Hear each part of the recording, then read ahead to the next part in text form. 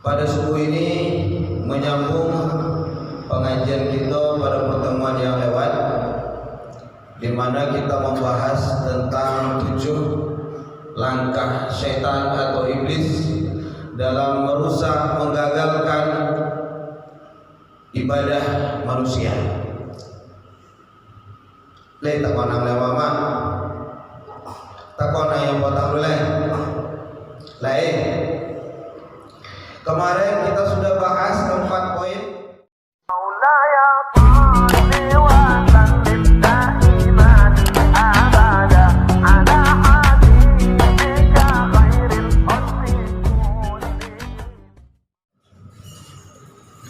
Bismillahirrahmanirrahim. Assalamualaikum warahmatullahi wabarakatuh.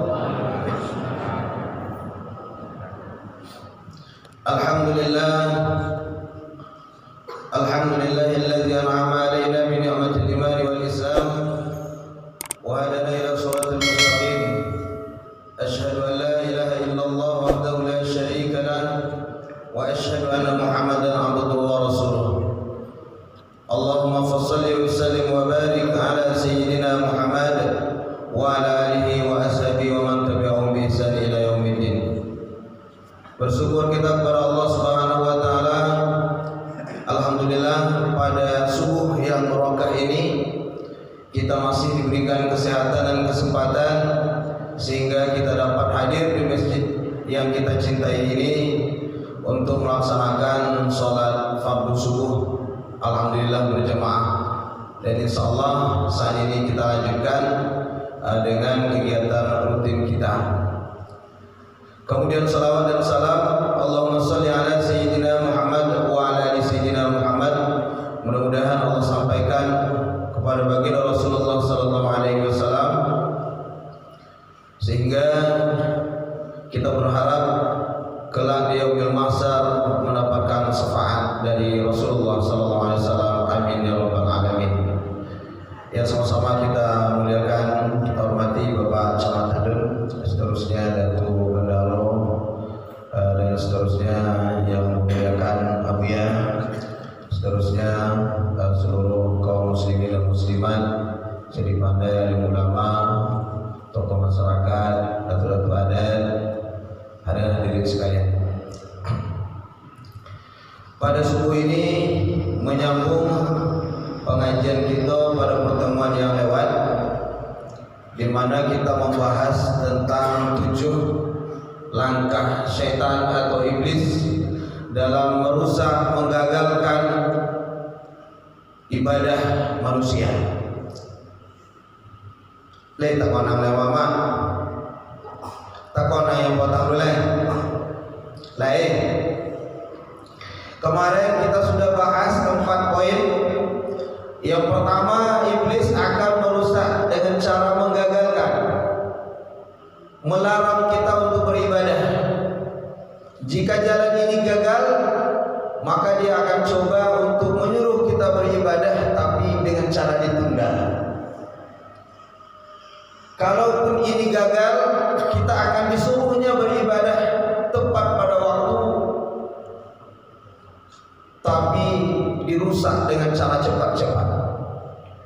Sudah sholat di awal waktu dengan cara yang tenang, tidak tergesa-gesa, iblis masuk dengan jalan riya.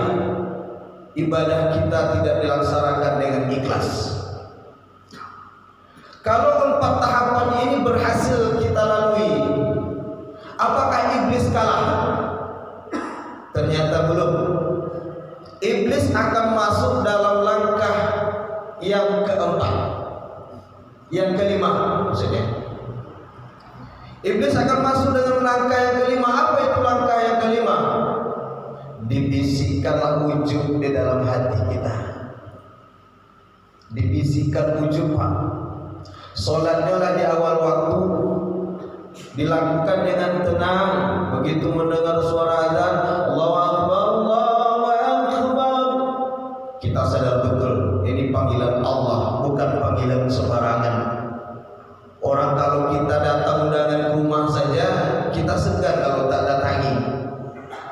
itu undangan sesama manusia, apalagi azan undangan dari Allah, panggilan dari Allah Subhanahu wa taala. Tentu semua aktivitas kita tinggalkan, kita bergegas menuju masjid untuk melaksanakan sholat. Dilakukan dengan cara yang tenang, tidak terburu-buru, apalagi berjamaah. Tidak ada harapan untuk dipuji oleh manusia, karena kita sadar betul inna sholati wa nusuki wa mahyaya wa mamati lillah. Semua ibadah kita ini kita peruntukkan bagi Allah Subhanahu wa taala. Bukankah setiap sholat, setiap baca niat kita selalu mengucapkan itu? Usolli fardhu subhi raka'ataini mustaqbilal qiblati ma'muman. Kalau sholat jemaah ada lillahi ta'ala, sholat subuh 2 rakaat lillahi ta'ala, untuk Allah. Tidak ada unsur ria di situ. Sholatnya tenang, bagus, maka iblis akan berbisik kepada kita. Aku nyati apa-apa, oh ini mantap semayang lo. Mungkin ditanding gua enggak, aku yang coba di kos semayang lo. Nah, itu ujub nama memuji diri sendiri. Dia tidak mengharapkan pujian orang. Biarlah orang tidak memujinya, tapi dia puji dirinya sendiri karena amal ibadah yang ia lakukan. Dia merasa bahwa dialah sholat yang paling khusyuk. Dia merasa bahwa sholatnya yang paling bagus. Dia merasa bahwa sholatnya lah yang diterima oleh Allah Subhanahu wa taala. Ujub, memuji diri sendiri. Kalau sifat ujub ini sudah tertanam di dalam diri kita, biasanya orang yang senang memuji dirinya senang pula meremehkan orang lain. Itu yang semayang saya itu nalai deh. Semayang aku aja udah letak itu dia tidur. Cenah tuh semayang deh. Aku cipto kan Pak. Dia biasanya senang meremehkan orang, menganggap sholatnya yang paling hebat, sholatnya yang paling khusyuk. Bismillahirrahmanirrahim. Alhamdulillahi rabbil alamin. Ar-Rahmanir Rahim. Apa yang Ustaz Jamal deh? Acak sang sahurin ini kan. Ini tahu pujian Allah, tapi dia puji dirinya sendiri. Ini ujub. Nah, kalau datang godaan, bisikan, codoko di dalam sholat kita, Bapak Ibu hadirin rahimakumullah, apa senjata kita untuk mengusir setan? Yang pertama, kenali bahwa ini adalah iblis yang ingin merusak. Lalu langkah yang kedua, katakan pada diri kita bahwa salat yang kita lakukan, amal ibadah yang kita perbuat, sungguh itu semua adalah karunia-Nya Allah Subhanahu wa taala. Bukan karena kehebatan kita, bukan karena ilmu kita, bukan karena pandainya kita, tapi itu semata-mata karunia yang dianugerahkan Allah kepada kita. Kalaulah Allah tidak berikan kekuatan kepada kita, kalau Allah tidak limpahkan karunia-Nya kepada kita, Bapak Ibu sekalian, jangankan salat 2 rakaat, menggerakkan jari telunjuk kok tidak akan mampu kita. Menggait jari, la tatahrak syai'in illa biiznillah. Tidak akan bergerak sesuatu melainkan izin Allah Subhanahu wa taala. Nah, subuh ini kita sudah bisa sholat subuh 2 rakaat. Tegak kita, ruku kita, sujud kita, itu bukanlah karena kehebatan kita, bukan karena kemampuan kita, tapi itu semata-mata karunia Allah yang diberikan kepada kita. Ada orang yang lebih gagah dari kita, tapi tak sholat. Ada orang yang lebih kaya dari kita, tapi tak mampu sholat. Ada orang yang lebih tinggi pangkatnya dari kita, tapi juga kadang tak sholat. Maka ibadah yang kita laksanakan itu semata-mata adalah karunia Allah Subhanahu wa taala. Jika kita sadar betul bahwa ini adalah anugerah Allah untuk kita, karunia yang dilimpahkan oleh Allah Subhanahu wa taala, tak ada campur tangan kekuatan kita sedikit pun, tak ada. La haula wala quwwata illa billah. Kita tak punya daya dan tidak punya upaya untuk melakukan apapun. Maka pertanyaannya adalah, pantaskah kita memuji diri kita? Pantaskah kita sebut kita hebat? Pantaskah kita sebut kita ini orang berilmu tinggi? Ini pertanyaannya. Maka insya Allah Bapak Ibu sekalian, kalah setan penjaga. Kalau kita lawan kalah, maka setan akan mundur. Maka sholat kita tidak ada oleh ujub di situ, memuji diri sendiri. Yang penyakit ujub kok bahaya Bapak. Ya. Sekali lagi, ujub itu akan mengantarkan kita kepada kesombongan. Kurang ujub biasa kalau becito itu tadi. Becito 10 cito, ya. 9 kayaknya banyak. Sini yang tukang. Inyo aja yang paling hebat. Inyo yang paling kaya. Inyo yang paling bagah. Ya. 10 cito, 9 kayaknya dah. Acik yang kurangnya. Maka akan lahir nanti sifat sombong dari sana. Semakin besar dosanya. Bapak Ibu hadirin rahimakumullah, maka iblis akan mundur. Tapi ulunnya kalah oleh Bapak. Iblis akan masuk dalam jurus berikutnya untuk merusak itu. Tapi ikut jurus yang keenam biasanya sulit mendeteksi. Karena ini kata Al-Ghazali jurus yang paling besar tipuannya. Karena disikat iblisnya halus. Apanya iblis di dalam hati kita? Tak usahlah mengharap pujian dari orang. Tak usah engkau memuji dirimu sendiri. Kalau Allah berkehendak untuk orang memuji dirimu, pasti orang akan memuji.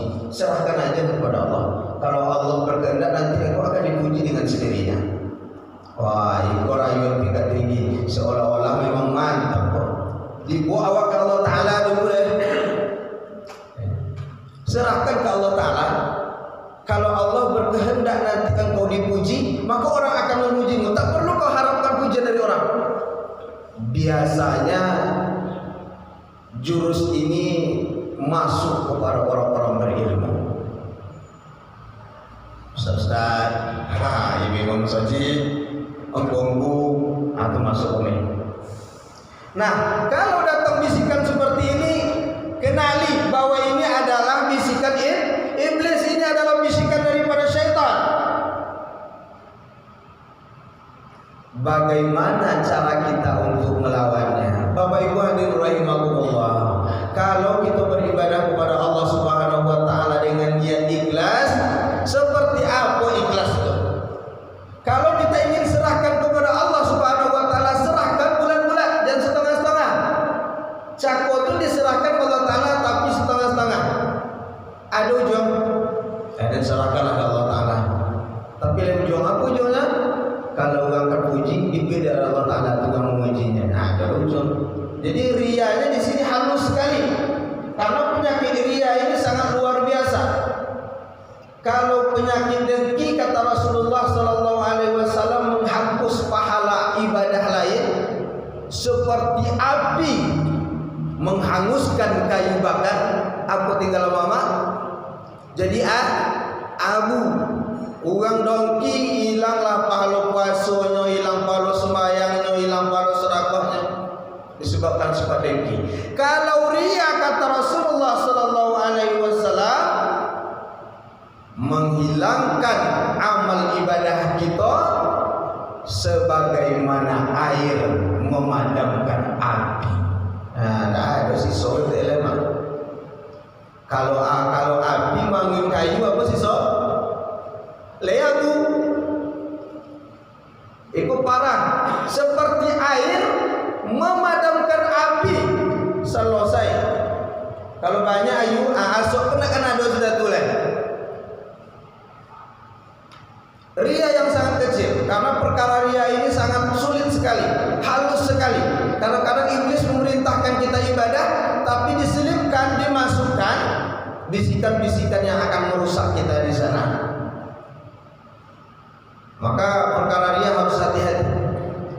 Di dalam sebuah kitab, sebuah buku yang berjudul Mutuman Hikam, diambil dari Sari Kitab Al-Hikam dari karangan Syekh Atailah, disebutkan di sana, beramal karena ingin dipuji jelas itu ria.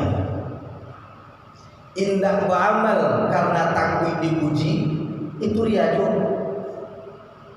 Kita ulangi Bapak Ibu, beramal karena ingin dipuji, itu boleh kan? Ria rumah. Indah beramal dan takut dipuji itu pun ria. Mana contoh? Kalau nak kan ikhlas kan usaha tidak mau tidak ya. Anak apa itu tidak? Kalau kamu awam pujian orang semayangnya mau tidak tak semayang. Yang ikhlas itu tidak seperti itu.